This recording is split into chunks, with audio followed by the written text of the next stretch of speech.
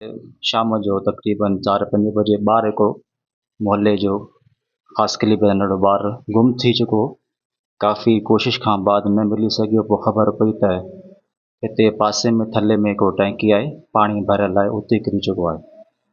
त ॻोल्हा करण खां बाद ख़बर पई त उते मिलियो ऐं तिबरी अस्पताल खणी वियासीं चेकअप लाइ करे, लेकिन हू एक्सपायर थी चुको हो। त हाणे हिन वाक़ियो जो पेश आयो ऐं हिन ॿाहिरि सां सुभाणे ॿिए कंहिं सां बि वाक़ई पेश अची सघे थो। त ॻोठ वारनि सां माने गुज़ारिश आहे त मैनुअल हुजनि या टांकी हुजनि, उन सेफ्टी कनि, उनखे बंदि कनि ताकी कंहिं सां बि ख़ुदा न ख़्वास्ता वाक़ियो न थी सघे। त केतिरे सालनि खां हीअ टांकीअ जो पाणी आहे, पाणी हिन जो घटर थी चुको आहे, लेकिन मालिक मकान तवजो नथा कनि। कई बार उनखे ॿुधायो त जंहिंजे वजह सां ई वाक़ियो पेश आयो। जेकॾहिं एहतियात कनि हा, इनखे बंदि कनि हा, कमिरो बि खुलियलु आहे, टांकी आहे त खुलियलु आहे, कमिरो खुलियलु आहे, ॿार 24 कलाक सुबुह शाम हुते रांदि कुॾंदा आहिनि।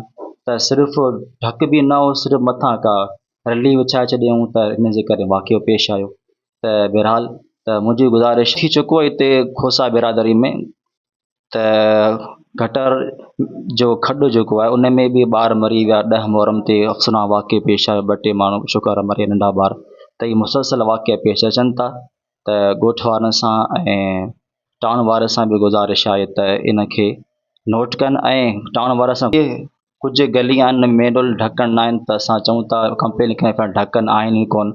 इहे असांखे चवनि था अॼु सुभाणे त असां बार बार चऊं था, पोइ का चीज़ रखूं था लेकिन उहो बि जेको न ग़ाइबु थी वेंदो आहे। त बहरहाल त इन ते बि नोट कयो वञे, जेके बि मैनुअल आहिनि सां उनखे बंदि कया वञनि। ऐं टाउन वारे सां गुज़ारिश आहे जेको पाणी आहे न, इन में काफ़ी महीननि खां घटि थी चुको आहे, त मोटर जो बंदोबस्तु कयो, पाणी कढे वञे ताकी सुभाणे वरी वाक़ियो पेश न अचे। त पाणी हिन में न हूंदो, केरु ॿारु किरंदो त कम से कम इहो फोत कोन थींदो, ज़ख़्मी सोए में कढंदासीं पाणी हुन जो फिलफोर सुभाणे ॾींहं में टांकी ख़ाली कई वञे। महिरबानी।